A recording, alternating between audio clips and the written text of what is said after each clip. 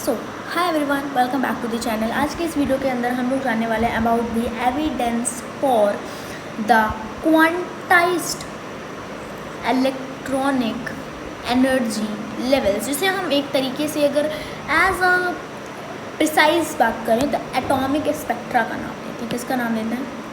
Atomic spectra. Basically यहाँ पे हम एटॉमिक स्पेक्ट्रा के बारे में ही पढ़ने वाले हैं। ठीक है, सो चलिए वीडियो को स्टार्ट करते हैं। अगर इस वीडियो के टाइटल देखा जाए, जो मैंने टाइटल दिया है इस वीडियो को, एक तरह से जो हम पढ़ने वाले हैं टॉपिक को, तो उसमें कई सारे टर्म्स आते हैं। क्या आते हैं? कई सारे टर्म्स आते हैं। कुछ तो बेसिक टर्म्स हैं, लेकिन कुछ ऐसे टर्म्स हैं जो कि आपको नहीं पता होते हैं बेसिकली, बट आप पढ़ रहे होते हैं। तो पहले तो देख लेते हैं। देखो, हमें एविडेंस पता है, यानी कि किसी चीज़ का विटनेस का मतलब देखा गया। एविडेंस का मतलब एविडेंस का मतलब उसका कोई सबूत है ना, सबूत से कहते हैं। फॉर द क्वांटाइज्ड इलेक्ट्रॉनिक का मतलब इलेक्ट्रॉनिक एनर्जी लेवल्स, मतलब इलेक्ट्रॉन जिनमें एनर्जी लेवल्स पे रिवॉल्व करते हैं एक तरह से। लेकिन यहाँ पे हम क्वांटाइज्ड का मतलब नहीं जानते। इसका मतलब नहीं जानते, क्वांटाइज्ड का मतलब नहीं जानते। तो क्वांटाइज्ड का क्या मतलब होता है, सबसे पहले ये समझ लो। सो फर्स्ट हम लोग जानने वाले हैं व्हाट इज़ क्वांटाइज्ड। क्वांटाइजेशन एक तरह से हम इसे बोलते हैं।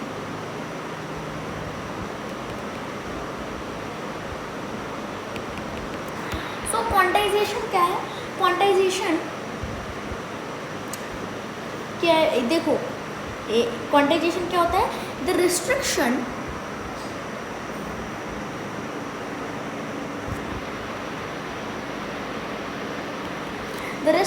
of any property to a discrete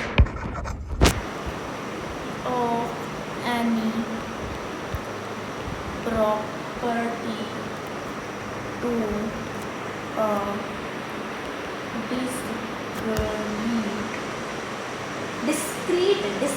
discrete values is called quantization। इसका मतलब क्या हुआ? मतलब कि मान लीजिए कोई भी ऐसा रेस्ट्रिक्शन, ऐसा कोई प्रिवेंशन या फिर कोई ऐसी रोक लगा देना, बाधा लगा देना, वहाँ पे रोक देना उसे, of any property to a discrete value. मतलब कि कहीं तक ही उसकी एक लिमिट है कि यहाँ तक ही उसकी वैल्यू जा सकती है। तो उन डिस्क्रीट वैल्यूज़ के लिए हम जो एक प्रॉपर्टी है डिस्क्रीट वैल्यू की, उसके लिए जो रिस्ट्रिक्शन हम यूज़ करते हैं बेसिकली, उसको we called as quantization. So that we don't need much भी टू ज़्यादा डीपली जाने की ज़रूरत नहीं है। ऊपर से पढ़ लेंगे तो मतलब ये इस टर्म को तो समझ में आ जाए। एक चीज़ कि here the speed of light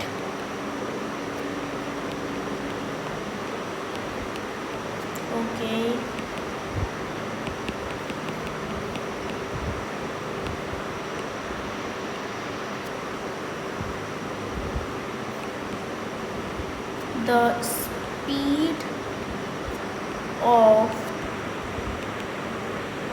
light depends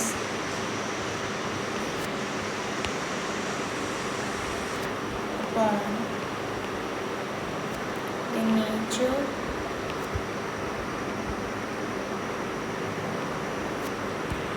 of the medium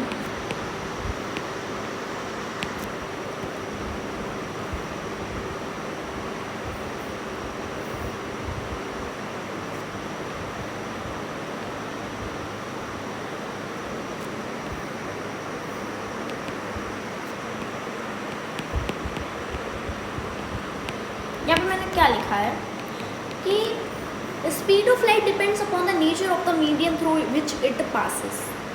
it is a obvious dictation because medium like we take as air. We take the medium as the air. Medium is air. So in air, the speed of light is 3 into 10 to the power 8 meter per second. Or if we take air is the gas. If we take the speed of light and speed of light in any solid, so that's high or low. The speed of light in liquid, that's high or low. So the basic conclusion that comes to here, that's this is depending upon the nature of the medium. It is so simple words कि हमारा जो speed of light है वो किस में depend कर रहा होता है, जो मीडियम, जैसा मीडियम उसे मिलेगा वो उस तरह के मीडियम में अपना स्पीड पकड़ लेगा। ठीक है, इतनी बात आपको क्लियर होनी चाहिए। अब अगर मान लीजिए कि कोई एक सपोज दैट कि एक बीम ऑफ लाइट डेविएट की या फिर रिफ्रैक्ट की from its original path as it passes from one medium to another. Suppose that आपने 10th क्लास में पढ़ा होगा रिफ्रैक्शन पढ़ा होगा आपने, तो वहाँ पे आपने देखा होगा कि एक लाइट रे थी, अब बीच में हमने एक ग्लास स्लैब, बहुत अच्छे से ये टॉपिक दिया हुआ है, एक ग्लास स्लैब लगा दिया, ये वर्ड भी यूज़ किया, ग्लास स्लैब लगा दिया वहाँ पे, और यहाँ पे भी एयर है, यहाँ पे भी एयर है एंड यहाँ पे भी एयर है। बेसिक तरीके से हम यहाँ कुछ कहते हैं, ये रेयर से डेंसर जा रही है और डेंसर से रेयर जा रही है। अब क्या होता है, एक लाइट रे पास करी, सपोज दैट मैं लाइट रे को इस कलर से कर रही हूँ, सो दिस थोड़ा सा बिल्कुल थोड़े से एंगल में ऐसे हो जाएगी, अंदर ऐसे जाएगी। तो ये अगर यहाँ से नॉर्मल ड्रॉ करें तो नॉर्मल इज लाइक दिस, थोड़ा पतले पेन से इस तरह से अगर मैं नॉर्मल ड्रॉ करती तो ये normal is like from here. ठीक है, so the angle between this and this is same, this is angle of refraction and this is angle of incidence. ठीक है, इतनी बात क्लियर है। तो वो जब रेयर से denser medium, when the light beam of light goes from rare to denser medium, it comes close to the normal, but as it goes from denser to rarer medium, like from here to here, it goes away from normal. Here it was here, but then if it goes denser to rare medium, is it it goes far away from the normal. इतनी बात clear है, बहुत अच्छे से पता होगी। अगर आप नेक्स्ट क्लास में पहुँचे तो पिछली क्लास अच्छे से आपको आनी चाहिए। सो दैट्स क्लियर कि वो उससे रिफ्रैक्ट करती है। ये अगर ऊपर एक कोई लिक्विड होता और नीचे ग्लास स्लैब होता तो भी इसका रिफ्रैक्शन डिफरेंट तरीके से शो कर रहा होता। So that it is observe that when a ray of white light is pass through a prism, when a ray or a light passes through a prism. Prism is a triangular shape, 3D triangular shape.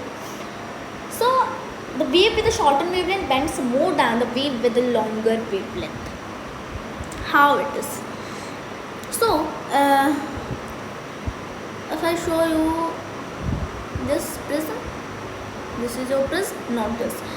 Here.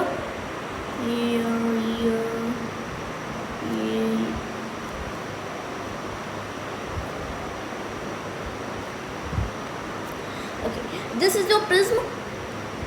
A white light goes from here, this passes from here and goes like to here.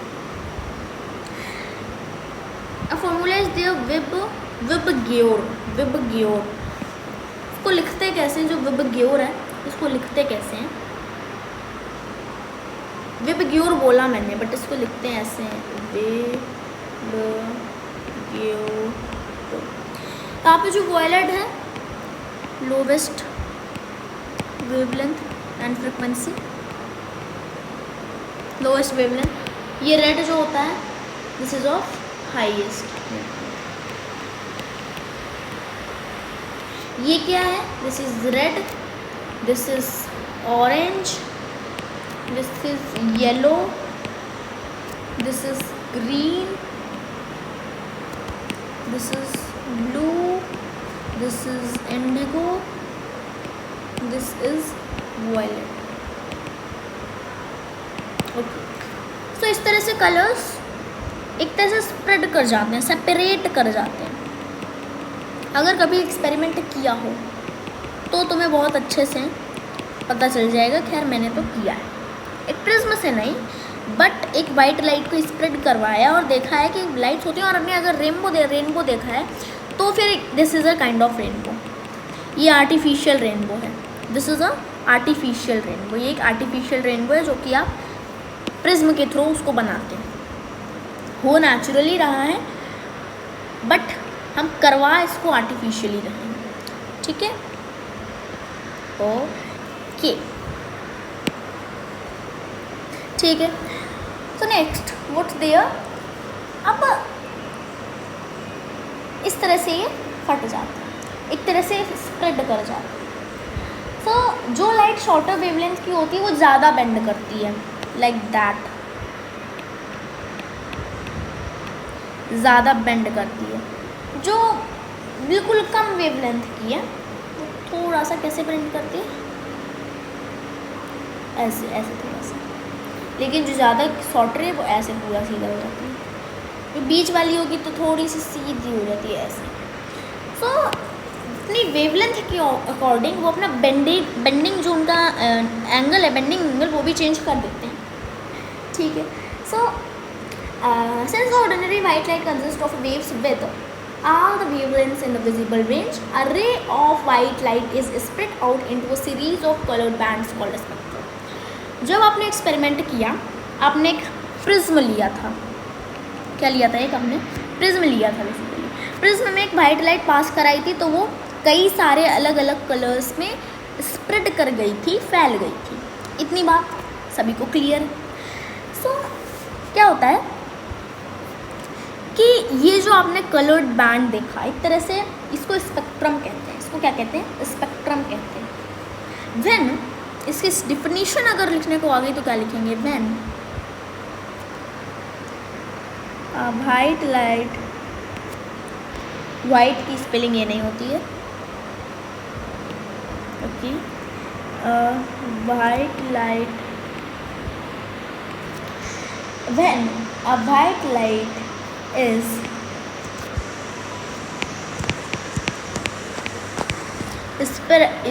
when a white light is spreads out into a series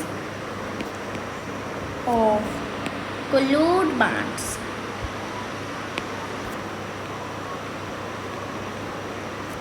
this is called